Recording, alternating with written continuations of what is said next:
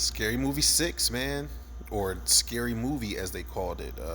Marlon Wayans and Sean Wayans, Marlon in particular, specifically said that they weren't really calling it Scary Movie 6 for good reason. They said that it's a relaunch, they're rebooting the series, and it is a sequel for the most part, but it is definitely a reboot, reimagining. You know how loosely we use these words when it comes to movies and shit like that, but that is what it is. And I would say it is a relaunch for sure because the Waynes are back. You know, they're not only are Sean and Marlon Wayans in this. I don't know how much Keenan was involved in this, but Michael Tides directed this, who directed the two Haunted House movies with Marlon Wayans. They're really tight. But you've got Craig Wayans is in this. Shit, what's the dude's name, man? What is his name? Greg Wayans is in this too, man. He plays like the Mason Gooding type of character in this movie. Kim Wayans is in this, which was good to see because Kim Wayans got her scene deleted out of Scary Movie 2.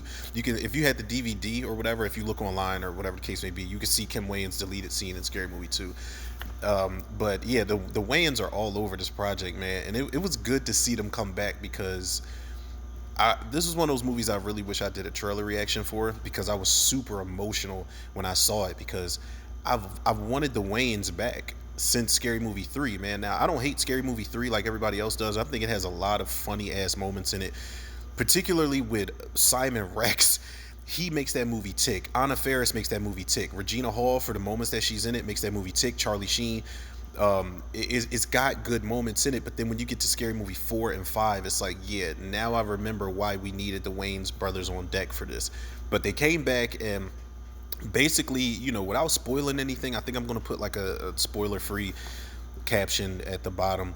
But without spoiling anything, obviously, you know, this centers on, you know, it's spoofing Scream 5, Scream 6, spoofing you know, Halloween 2018. They do like the Substance, and they do Weapons, and they do Sinners, and they do fucking Terrifier, man. They even, you know, they do Get Out. There's so many fucking references in this movie, man. And this movie, you know, don't get me wrong, man, I'm excited. Like, I'm happy that they came back, and I'm happy that I saw this. But this movie is definitely a flawed sequel. Like, I think that the ranking for me definitely goes Scary Movie 1, Scary Movie 2, Scary Movie 6, or whatever you want to call it, and then 3, 4, 5. Or no, I go through, I don't know, 4 and 5. It's like, god damn, they're so bad. I don't know which one is fucking worse. But this is definitely third. This is definitely a proper third entry for the Scary Movie franchise. They brought Chris Elliott back as Hanson. You know, fucking Tiana Taylor pops up at some point in this movie, man. Now, if I could talk about the flaws in this movie, and it's not a spoiler because it was in, I think it was in one of the trailers or the final trailers or something like that. Kenan Thompson, man, when they showed Kenan Thompson in the Michael trailer, or he's just, you know, he's not necessarily Michael Jackson, he's trying to be Jermaine, and, you know, Marlon's got the prosthetics on and the wig to look like you know, Joe Jackson. I'm like, this shit just, I could have went the entire fucking movie without it. It's the worst part of the movie for me. It's the most unfunny part of the movie for me. I just don't think Kenan Thompson was fit for a fucking Scary Movie sequel. You know, he was already in one of these spoof movies, these spoof horror movies. It was called Stan Helsing, and he wasn't even all that funny in that movie, man, because he was, you know, he was dressed up like Super Dude. The dude from Shameless is in it. I'm just like, get the fuck out of here with that nonsense. That shit was bullshit. If there's another complaint I have about this movie, it's kind of weird, man, and I don't know, man. I'm just gonna go right out and say it. Like, I thought Shawn Wayans was gonna be more gay in this movie, man. Like, if Ray is the gay character who claims, who swears up and down that he is not gay, then that's what I expect, man. And I feel like his character, it got more insane over the course of 2 movies. Like, he got stabbed in the ear with a dick. You know, he's like, he just like, and then the second one, he fucked the clown from Poltergeist under the bed, where he's like, Uncle Ray Ray's got a game. It's like, yo, the shit was outrageous. There isn't a scene that really measures up to or tops that scene in this one. I thought the scene where he walked into that church and Dion Cole is in the fucking scene, man. Dion Cole, who's a great addition to this movie, man. It's not enough of him either, you know, if I can complain about something, but I thought that church sequence, and I kept telling everybody, I was like, yo, I don't think y'all understand how hard this sequence is about to go. They're about to get so insane because it was a play on that dude who went into the church with the bow tie and the loud suit, and he was like, "I don't like men's no more." Like that dude. It was a play on that, and I'm thinking they were going to get as crazy or even more crazy as they did in that church scene in Don't Be a Menace, where the grandmas was breakdancing and shit like that. But it didn't. And Ray, it was just a character where I was like, yo, like, why are we not going crazy with this character in 2026, man? I feel like now is the time where we go insane with it. Marlon Wayans, Shorty is the funniest fucking character in this movie. It's the highlight for me. You know, they've got Marlon Wayans. Shorty has like different encounters with different characters. There's one encounter in particular I'm not gonna spoil that I did not see coming. I didn't know they were gonna spoof this movie, but when I saw it, I was like, oh, it makes sense. It came out in like 2021 or so. So they're playing catch up for the most part. Anna Faris is amazing. You know, Anna Faris is just like, she hasn't missed a beat. She's playing a Jamie Lee Curtis type of character. She's got a daughter now, and the actress that plays the daughter is really good, man. She's really good at playing that dumbfounded, unknowing, just goofy as hell Cindy character. I love her. Regina Hall is great in this movie, man. Her and Anna Faris's parts together are just really solid.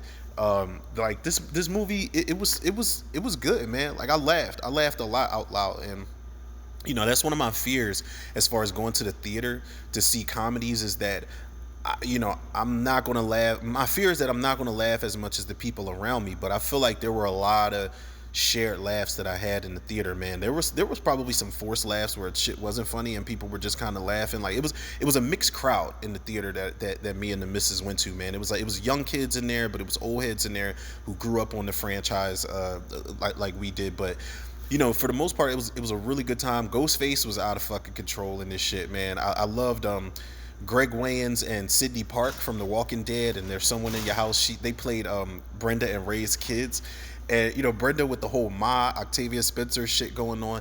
There is I wonder how Dylan Minetti is feeling, because the character that they based off of his character in Scream 5 is some shit.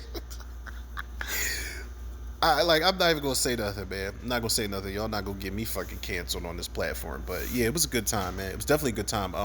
What I have wanted, what I wanted out of this, when they announced that the Wayans were coming back, I was like, okay, Marlon's got to direct this, because surely, I was like, if Keenan doesn't direct it, I feel like a passing of the torch type of thing with this franchise, it'll be Marlon Wayans directing it.